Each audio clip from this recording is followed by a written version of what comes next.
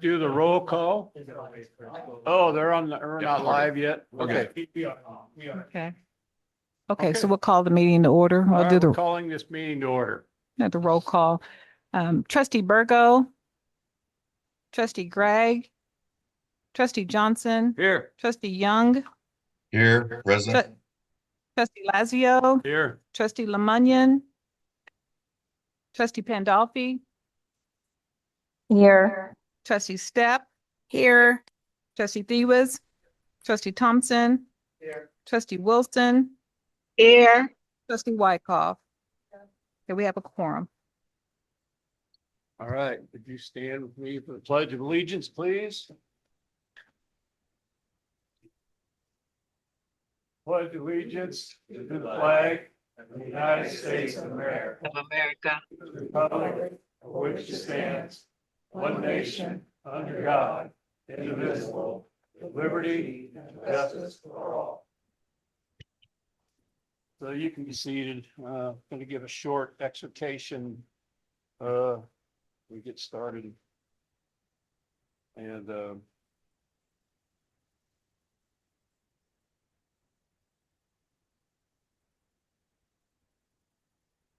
so since we're entering into the season of Thanksgiving, yay. Everybody likes Thanksgiving, right? Lot to be thankful. Yay.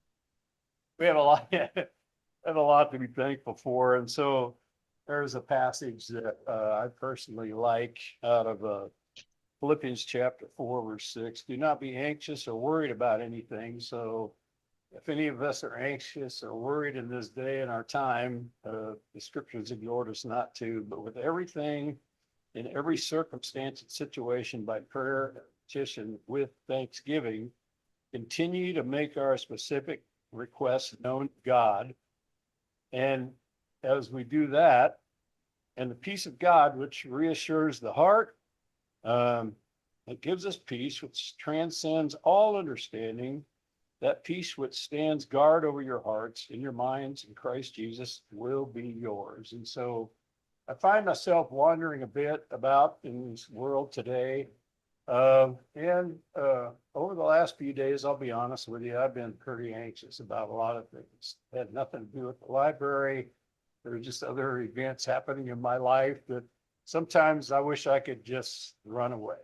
I don't know if anybody ever feels like that, but I did in the last 3 or 4 days. And so I had to go just read these verses to myself. And, you know, it's like you're all familiar with David in scriptures, right? David was a warrior. He was a worshiper. He's the guy that defeated Goliath. But yet, in times in his life, he was very downcast. He was very despairing. And so Psalm 42 is one of my favorites. And David has to have a talking with himself. You ever had to have a talking with yourself? Like, Lazio, you just need to stop this mess and, you know, be thankful and get on with it, you know? So here's what David had to say in Psalm 42, verse 5. Why are you in despair, my soul? So he's talking to himself. He said, and why have you become disturbed within me? Hope in God, for I shall again praise him, his help and his presence. And so I was praying through that today. It's like, God, take me back to this place right here, because I'm not there and I need your help. So would you pray with me? Father, we just thank you for this day. We thank you for verses exactly like this, Lord. Sometimes we have to have a talking with ourselves. Father, would you bless our time together, give us wisdom, courage, boldness, strength, everything that we need here. And Lord, would you not allow us to be in despair or trouble in any way, shape, or form. We just ask for the peace of God that passes all understanding to be in our midst. Amen. Amen. Thank you.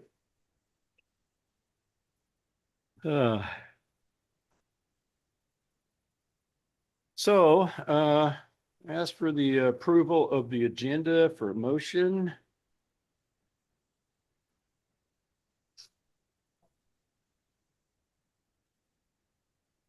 Oh, Need a second. Second. A second. All right, we have a motion and a second. So could I have approval, look at the consent agenda? Sorry, We- this we is didn't have- approval we- of the agenda. Oh, we have to, oh, that's right. Okay. All right. It's approved of the Teresa. agenda. Okay. Trustee Burgo, Aye. trustee Gregg, trustee Johnson, Aye. trustee Young, Aye. trustee Lazio, Yes, trustee Lemunion, trustee Pandolfi, Aye. trustee Step, Aye. trustee Thewas, trustee Thompson, Aye. trustee Wilson, Aye. trustee Wyckoff. Okay, the motion carries. so we'll ask for a approval of the consent agenda.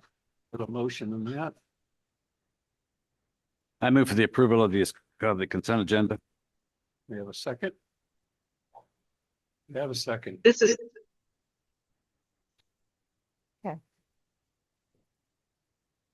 Teresa, would you take the vote? We have a Sure. first and second. Trustee Burgo. Aye. Trustee Gregg. Trustee Johnson. Aye. Trustee Young. Aye. Trustee Lazio. Yes, Trustee Lemunion. yes. Okay. Trustee Pandolfi. Aye. Trustee Step. Aye.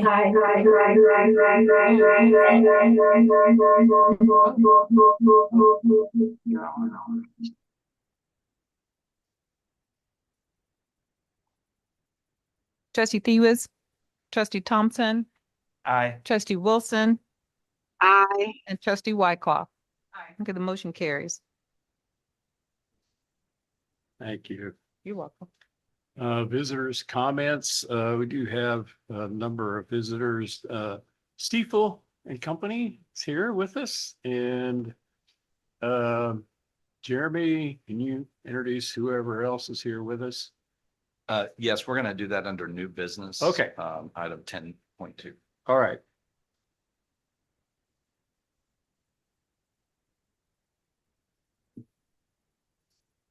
So, financial reports, Jeremy?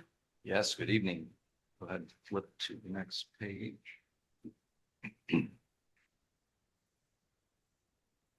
Excuse me, the library has collected just over $1 million so far for the current fiscal year. That's a little under where we were the same time period last year. We still believe this is predominantly due to timing of tax payments in Jackson County. Moving on to the next slide, looking just at cash. As we mentioned last month, our cash is in a much better position this year than it was last year.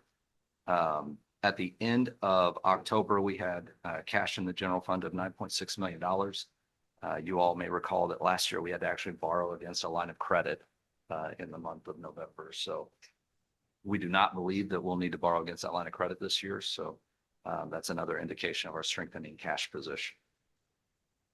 Moving on to the next slide. This is looking just at the general fund. The general fund has collected $1.9 million, about 98% of what we had projected so far this year. Again, the majority of that is can be attributed to timing issues on our tax payments. And we have expenditures of just over $24 million, which is about 83% of the expenditure. And there's really two main areas where the expenses are starting to lag behind our budget projection. The first one is in materials and the second one is in operations, dealing with building maintenance. And what I'd say first off the bat is we have a new finance system. Our old finance system had a really difficult time producing meaningful financial reports at the programmatic level, which made it then very difficult for staff to sort of budget from a cash flow perspective for the general fund in the current fiscal year. All that to say, it's a new muscle we're learning as a staff with our new system. So we do anticipate that our budgets will be a little tighter next year in terms of the month-to-month budget versus the annualized budget. The other issue that we're dealing with in the materials budget, as you've heard, was some turnover in one of our vendors, Baker and Taylor.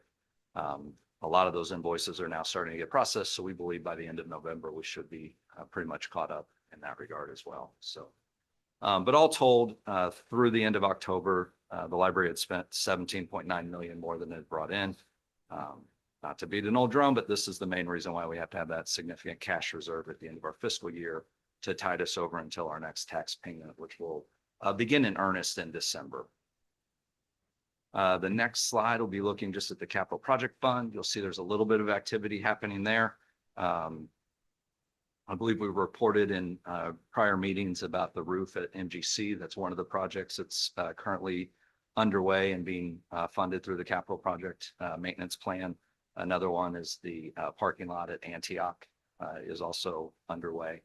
And you'll see we have a little bit of money that we've spent on the headquarters project as well. And then the last slide, just to talk about our health insurance fund real quick. We've collected just under $1.9 million so far this year. We've spent just under $1 million. So we currently have a operating surplus year to date of just over $880,000. That is all that I have to report. I'd be happy to answer any questions that you all may have. Any questions? Thank you, Jeremy. Joycelyn, you have a report for us on the Louders. Yeah, I was able to attend the Louders conference. It was inspected and it went over their, I'm sorry, I cannot hear her. bananas. Over there. I went to the Loggers Conference in Springfield, Missouri, and they discussed their standing and their status, which I must say was very, very favorable as usual. The money it's almost fully funded, which is really good. They talked about the forecasting and upcoming changes. I will send the entire report to Teresa to place in board docs. The important thing to note always with loggers is, number one, our employees are well protected in their retirement. Two is that the vast majority of the money that they get from their retirement stays right here in the state of Missouri, feeding our economy. And thirdly, it is a well-funded, well-managed retirement system. If anyone would like further details, I'll have that placed in for them. Thank you, Joycelyn. You're welcome. Any questions for Joycelyn? Okay, thank you. Moving right along, the ad hoc HQ study committee, Aaron. You are Robert, want to address that? Yes, thank you. As much as I can. We're obviously still looking at sites for the replacement of this facility. What I can't talk about at this point in time is particular negotiation with the property owner, because it's obviously not approved, and it's, obviously by law, we need to keep that in a private session, because if you talk about properties, locations, and all of a sudden property values change and gets more expensive. So that's basically where we are on the process of the major building issue right now is the rebuilding of the headquarters. Thank you, Bob. Staff reports. Jennifer, did you have a report on the I did. resources director? Thank you. You're always the best. Oh, okay. No pressure at all. Hi, everyone. I'm Jennifer Ridley. I am the HR director here at Mid-Continent. So it's the time of year that I come and thrill you with information about the upcoming year, the health insurance and other insurance, as well as other benefits decisions that were made for this plan year. Each year, as we come out of the summer into fall, we review the options for health, dental, vision, life and long-term disability insurance, as well as looking at other benefits like flexible spending accounts and the employee assistance program. So we can go to the next slide. Just as a refresher, in 2011, the library moved to a cost-plus funding model for health insurance. This has allowed us to prioritize plan stability for staff and the library by using flexibility in plan design and premium contribution rates from staff paychecks.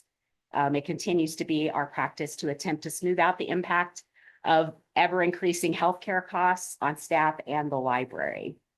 Last year, it became necessary for the library to increase the cost of contributions coming from staff paychecks in order to mitigate a significant rise in claims costs. This year, claims costs have stabilized a bit, fingers crossed, and we are able to move forward with our plan to add a qualified high deductible health plan with a health savings account or HSA to our health plan offerings for 2026. We can go to the next slide. So for 1/1/26, active employees will have two plans to choose from. The Blue KC Preferred Care Blue PPO, which is the traditional PPO. That is the current plan that we offer to employees and have for several years as a singular plan. But this year we are adding the Blue KC Qualified High Deductible Health Plan with an optional HSA through Clarity Benefit Solutions. We were also able to add access to the local Blue KC Spire Care clinics that are across the metro without sacrificing hospital and physician network access. Previously, in order to access those clinics, they want to move your group to an EPO that significantly reduces the number of the access to hospitals and specialists, and it does not have enough coverage in that particular network for us to move to something like that. But this year they offered the Spire Care as an add-on to the Preferred Care Blue, so we're able to offer that. Why would we add a qualified high deductible plan? A lot of employers have moved to this over the years as when it first became available. But we do know that the data shows that it increases the transparency of the actual cost of healthcare to employees when they're making decisions about providers and procedures, et cetera. It helps empower staff to become even more active partners in helping us control healthcare costs for themselves and for the MCPL plan. The HSA, as an added benefit, allows for tax savings and an account balance that can carry over from year to year. So this is the first time employees will be able to start contributing to an HSA. By contributing to an HSA, staff who have low to moderate healthcare expenses can retain their own funds instead of putting them toward a higher premium contribution. Those with higher healthcare costs can contribute more to an HSA than they were previously able to contribute to a healthcare flexible spending account. So we can go ahead and move to the next slide. Those who choose to remain on the PPO, the traditional PPO, are able to do so for 2026 with no increase to their premium contributions from the 2025 amounts. Employees who choose to enroll in the qualified high deductible health plan will see a reduction in their premium contributions as well as an employer contribution to get their HSA started. So we can go ahead and move to the next slide. Talk about some of the other benefits that we offer. We went out to market for dental and vision insurance for 2026. Based on the results of the competitive bids that we received, we are contracting with Cigna for dental and vision. Their rates came in at 15% lower than our current premiums with Blue KC for those insurances, and they're giving us a 2-year rate guarantee, which is one of my favorite things in insurance negotiations, a rate guarantee that either caps out or the amount of the increase or gives you no increase for 2 to 3 years is always favorable. Life and long-term disability insurance, we're remaining with Mutual of Omaha since we are currently under a rate guarantee with them for those products. We will continue to offer the dependent care flexible spending account through Clarity Benefit Solutions, as well as a healthcare flexible spending account for those folks who remain in the traditional PPO. So they will still have that as an option. We do offer voluntary benefits that employees can elect to pay for themselves through payroll deduction. We added Mutual of Omaha short-term disability insurance this year. We refined our Aflac offerings, but they do include critical illness, accident, and hospital indemnity insurance. We offer pet insurance through Pet Partners, as well as legal and identity theft insurance through Legal Shield. For all staff, we offer an employee assistance program, which provides short-term counseling and referral services for all staff and members of their household. They have a robust website that has a lot of resources on it. And the short-term counseling services staff can access via phone, video conferencing, text message, as well as in person. And then retirement, Joycelyn talked about loggers and going to that meeting, which is a robust benefit for our staff, our benefits eligible staff that MCPL contributes to. All staff are able to contribute to their own 457B retirement savings plan through Empower. If they choose, we don't do a match for that, but we do provide the vehicle and the plan administration for that program. And the next slide. I can take questions if anybody has any.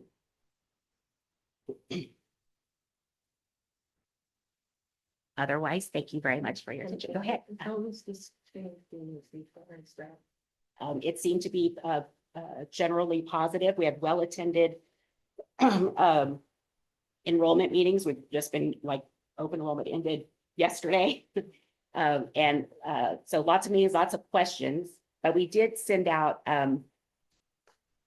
links to videos and other types of education about qualified high deductible plans and HSAs ahead of time starting. Since we started talking about it seriously last year at this time, we wanted staff to be thinking about it ahead of time and preparing their questions ahead of time. They've asked really good questions and it's generally been positive because overall, they could elect with no changes, Right. So in this current climate with healthcare costs, that was definitely a positive to be able to do that. Thank you. Mhm. Anyone else? Any other questions? Thank you. Thank you, Jennifer. Thank you, Jennifer. Great job. Unfinished business. There was no unfinished business. So we'll move on to new business. And we have a 10.1 resolution 25-010 grant acceptance budget amendment. So Jeremy, do you want to? Yes, I can take over. This resolution before you tonight is to amend the grant and gift budget, much like we did at the last meeting. The good news is we've received several more grants that we need your approval to accept and also to amend our budget for spending, as well as a few what I would consider significant donations that were made to the library that we also want to make sure we have spending authority for in our current budget. So the sum total of all of those changes is $121,000. That would be an increase in revenue and expenditures for the current fiscal year. All right. Can I have a motion for the approval of resolution number 25-010, authorizing the acceptance of multiple grants and community contributions totaling up to $121,000 and approving an amendment to the fiscal year 2025-2026 budget. What's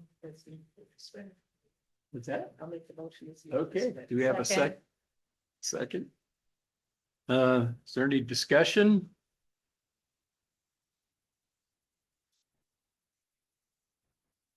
All right, we have a first and second, no discussion. Teresa, would you take the vote? Trustee Burgo, Aye. trustee Gray, trustee Johnson. Aye. Trustee Young, Aye. trustee Lazio, Yes. trustee Lemunion, Aye. trustee Pandolfi, Aye. trustee Step, Aye. trustee Thewas, Yes. trustee Thompson, Aye. trustee Wilson, trustee Wyckoff, Aye. trustee Wilson. Cody, is trustee Wilson still on the line? Yes, Trustee Wilson is online. Okay, the motion carries. I'm sorry, I was trying to unmute. Okay, thank you. The motion carries. Thank you. So we're moving on. Thank you. It's passed. And 10.2 resolution 25-011 certificate of participation bonds. I'm gonna turn it over to Jeremy again. Thank you. Before I get to that, I made a mistake. Actually, it was Diana and her team that got those grants. So I just wanted to thank her for that, the work that she's doing on behalf of the library to continue to bring in other dollars to extend our mission. Onto this topic, the certificate of participation. These, I get just to back up slightly. Earlier this year, we issued an RFP and we selected Stifel to be our municipal advisor. And the first task that we gave them was to do an analysis on the current certificate of participation, which was issued in 2018 and has a call date in 2026. And after their analysis, we concur that refunding of those bonds would net a significant savings to the library. And so with us tonight is Michael Short, the Managing Director for Public Finance with Stifel. And he also has a group of people that I'll let him introduce, but Michael, I'll turn it over to you. Okay. You can share the good news.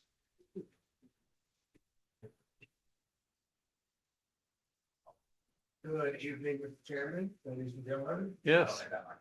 Uh-oh. Very good. We should speak loud enough. All righty.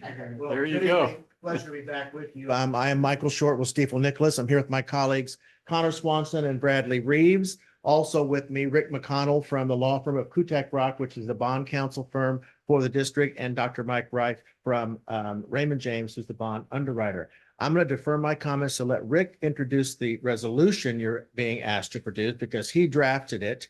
And so then I'll talk when he has concluded introducing the resolution. All right. Thank you. Thanks.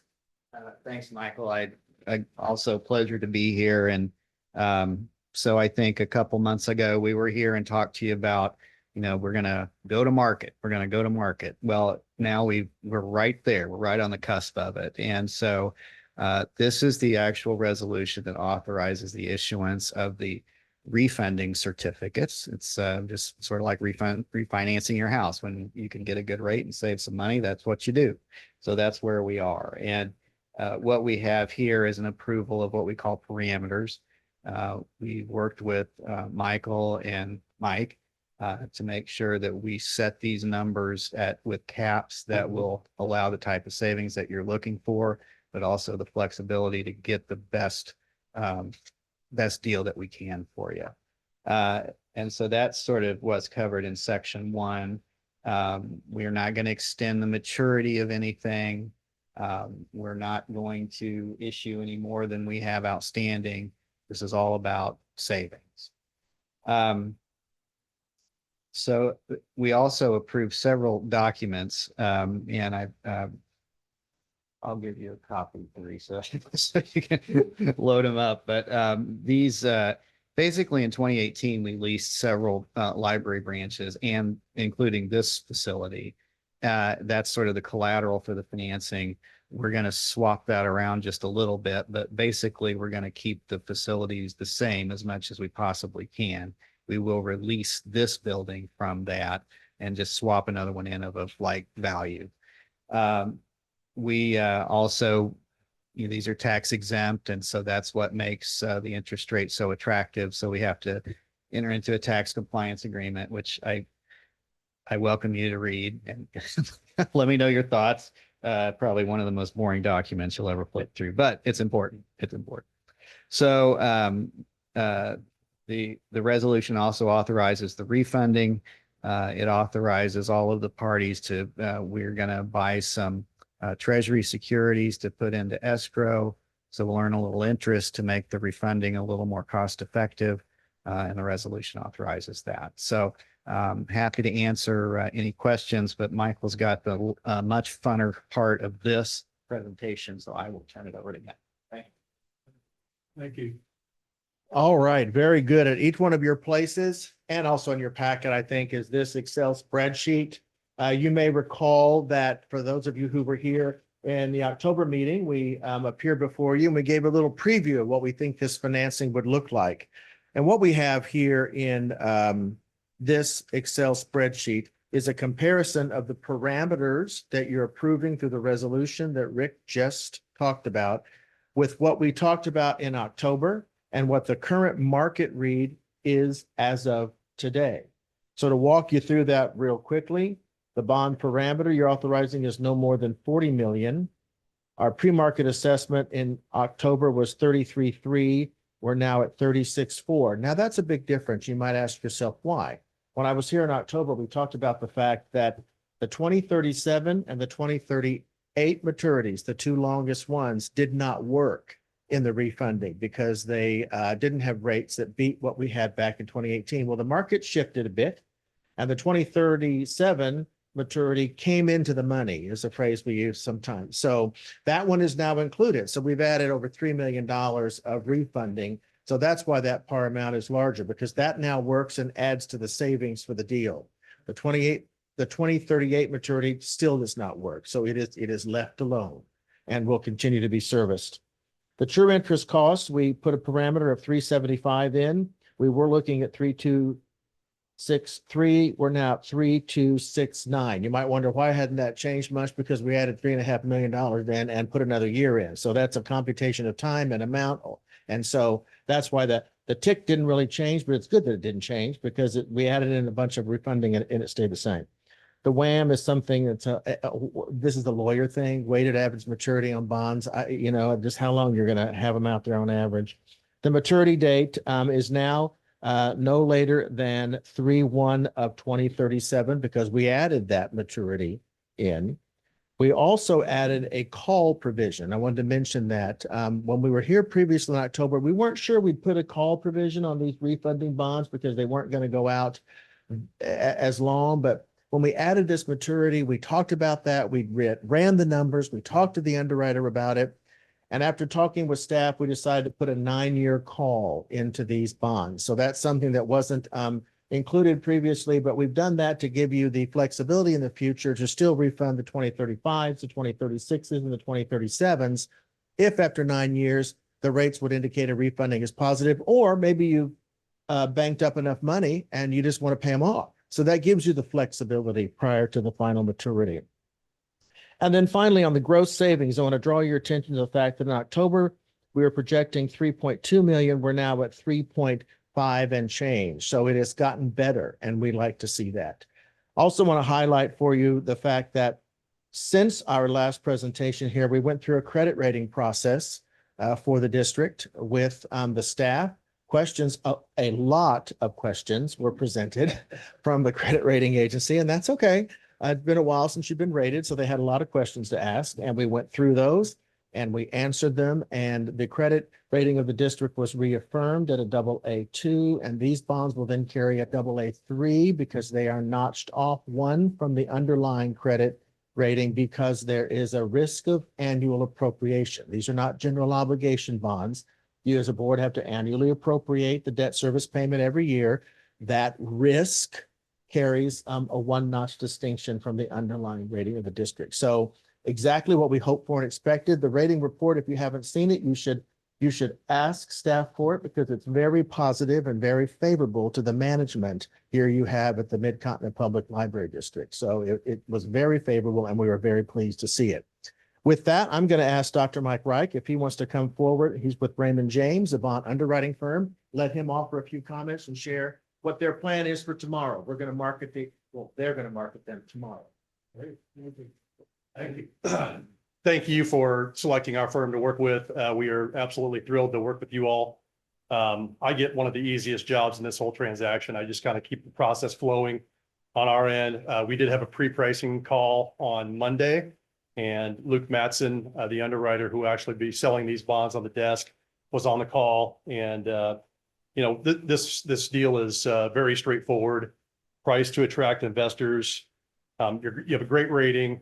This is a nice size offering, so it should bring a lot of investors to the table, and we are expecting a great response. So it wouldn't surprise me at all if this is oversubscribed, or in other words, we have more bids for your bonds than we actually have bonds to sell. That's pretty typical in our firm. And when that happens, then we go through and try to lower your yield. So we will be working hard on our end to try to deliver a desirable response from investors. That's all I have. Happy to answer your questions that you have. Any questions? No? Thank you, Mike. Thank you. But we just need approval of the resolution. So, I'm gonna ask for a motion for approval of resolution 25-011. Approving the delivery of not to exceed $40 million principal amount of refunding certificate of participation for the purpose of repaying certain previously issued certificates of participation and approving certain documents and actions in connection therewith. Okay. Any discussion? Anyone? All right, Teresa, would you take the vote, please? Yes. Trustee Burgo. Aye. Trustee Gregg. Trustee Johnson. Aye. Trustee Young. Aye.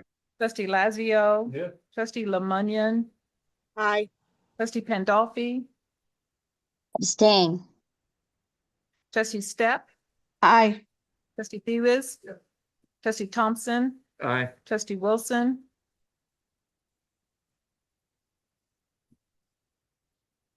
Trustee Wykoff. Aye. Trustee Wilson.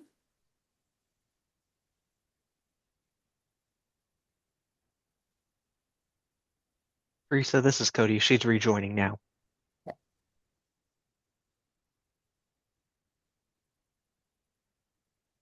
Trustee Wilson. Yes, Is that a yes? How do you vote on the motion? yes. Okay, thank you. The motion carries.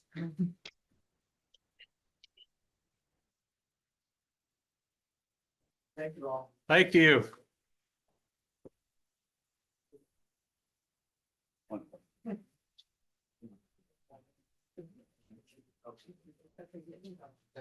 See you, Mike.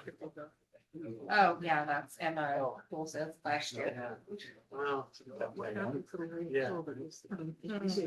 Yeah. 5-7. I had her off. Yeah. Yeah, things crazy, yeah. Find out. Yeah. So we move ahead to 10.3 December meeting, and I'm going to turn it over to Mason, Karen Mason. Our illustrious director. Oh, well, this resolution just has to do, it's a vote for the board to decide whether or not they would like to meet in December, which is next month. The requirement by statute says that we can't require you all to meet more than 10 times a year. And you do have the option to forego the opportunity to meet with this lovely team here and yourselves as a group in December if you so choose. So that is what this resolution is about. Hold a meeting in December or not. Thank you, Karen. And the recommendation is to not hold it. That is it. Yes. Yeah. So can I have a motion for the approval of a recommendation to cancel December 2025 MCPL Board Trustees meeting? May I ask a question? Yes? I just was wondering, Aaron, if there was any movement from the ad hoc decisions, would a board meeting be needed, or would that just be something that we would address as it would come?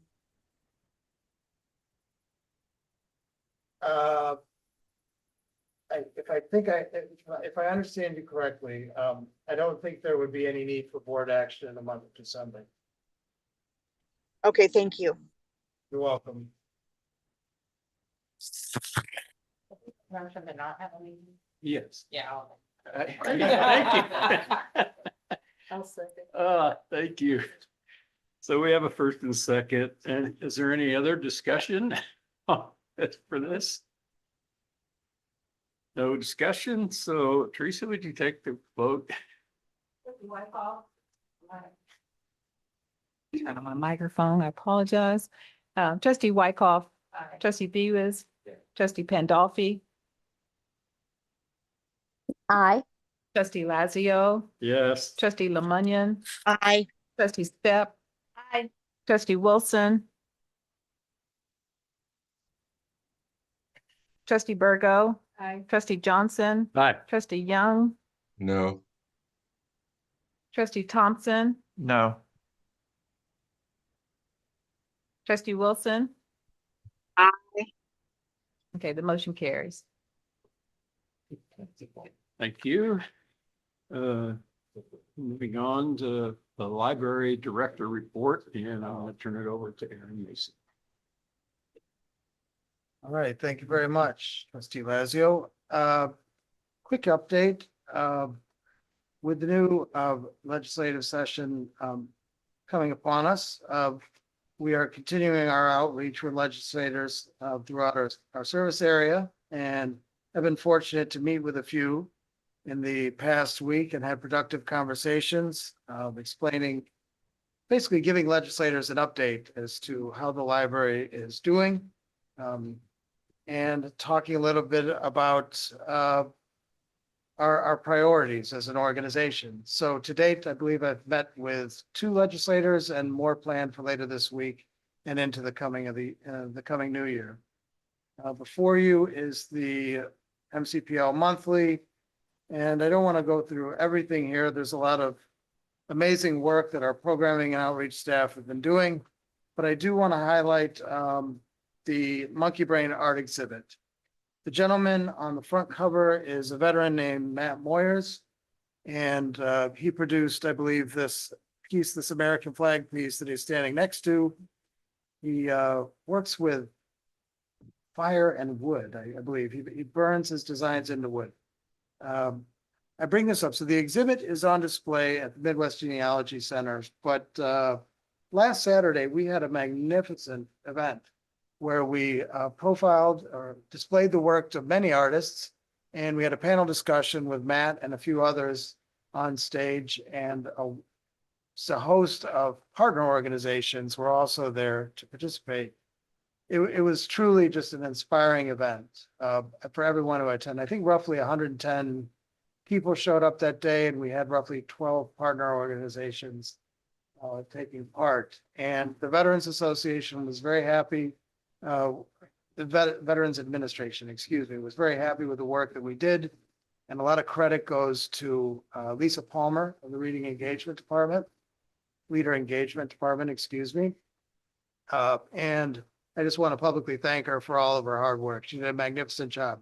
She's just so wonderful. When I showed up for the event, she greets me at the door and then walks me through this room of roughly 100 people and introduces me to every single person in the room. And as a director, that is exactly what you want when you show up to a room full of people that you've never met before. So Lisa and her team, I don't want to take away anything else from what the others did, but they did a magnificent job, and it was a wonderful event. So that is pretty much all I want to say, but I do want to do a quick plug here. And also, I do want to thank Diana for all the great work she's been doing on the development side of things. We have that resolution that kind of glossed over the details of her work, but 120,000 is nothing to sneeze at, and we're very appreciative of her work. So if you want to make that number larger, you could go to this back page and participate in our annual giving campaign.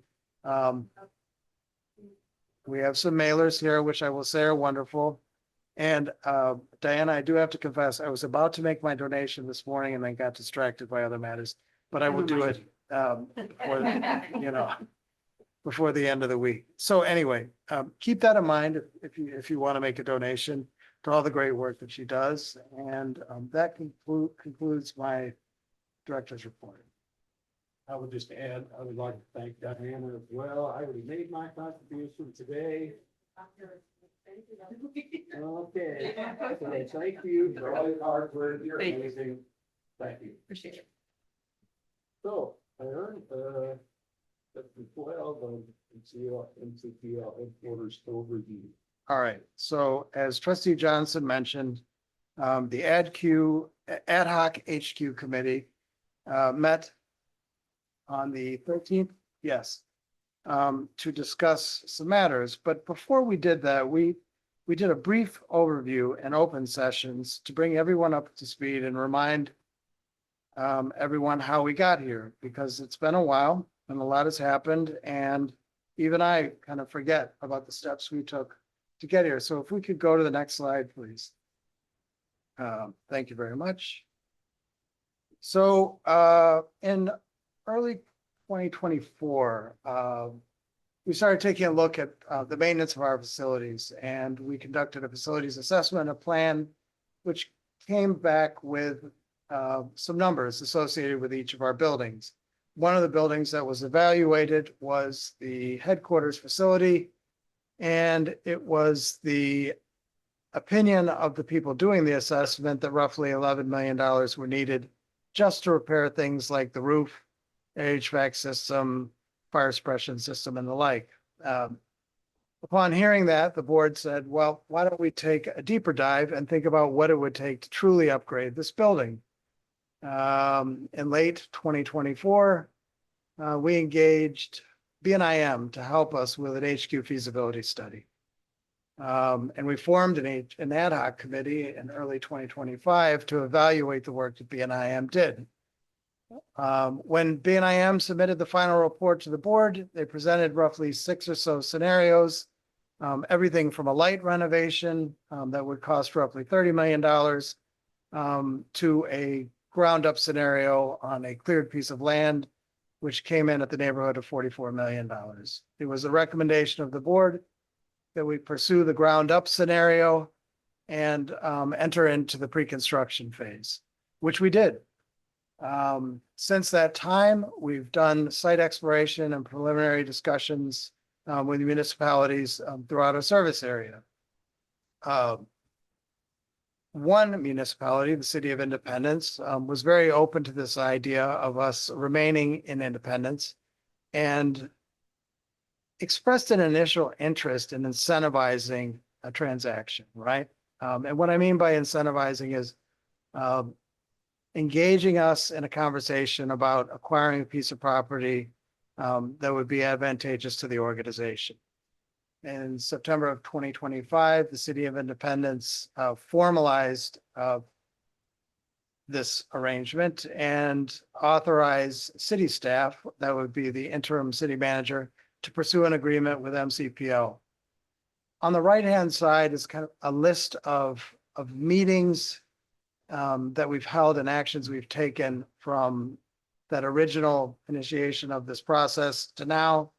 And I will tell you, we've met with brokers, we've met with economic development councils, city council, legislators to talk about this exciting opportunity. If we could go to the next slide, please. Here you have before you a revised timeline, and why we are saying revised is because we initially anticipated that the site selection process would take less time. However, it's taken more time than we had anticipated. So we adjusted the timeline here, and I'm showing this to you here because it's slightly revised, but it begins with certain actions in 24, 25, and then goes down the list. See where you see those stars is where board action would be needed. And the bold type is kind of an indication as to where each of these actions takes place. It's important to note that these durations listed in the right-hand column do overlap. So there are points along the way where you'd be doing 2 things at the same time, such as site due diligence and schematic design. So there, just kind of concludes where we are. I think about the things that we can talk about in open session, but I'm happy to answer any questions now before we go into closed session to talk specifics. All right. One more thing before we go into closed session. in these conversations about the cost or the estimated costs of projects and what it would take to finance it, we did present some models to the board. And we want to say before we go into closed session that the conditions presented in the early stages of this phase have not changed, right? So what I mean by that is the total amount of the project, I think we're in that neighborhood, actually maybe a little shy of what was originally estimated. And the market conditions have not changed in terms of what it would cost to borrow this money. And that's a very important thing to think about. So now we can read the resolution to go into closed session. All right. A motion to go into closed session pursuant to section 610 dash 021. Number one, communications between the board and its attorney. Number two, purchase of real estate. So Teresa, would you take the vote to go into closed session? I'll give a motion. Oh, I'll get a motion. Get a Sorry. motion first. I'll make that motion. Thank you. Any second? Wait a second. Second. Thank you, Bob. So would you take the vote, Teresa? Sure. Trustee Burgo, Aye. trustee Gregg, trustee Johnson. Aye. Trustee Young, Aye. trustee Lazio, Yes. trustee Lemunion, Yes. trustee Pandolfi, Aye. trustee Stepp, Aye.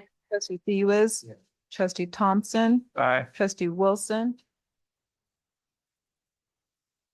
trustee Wykoff, trustee Wilson,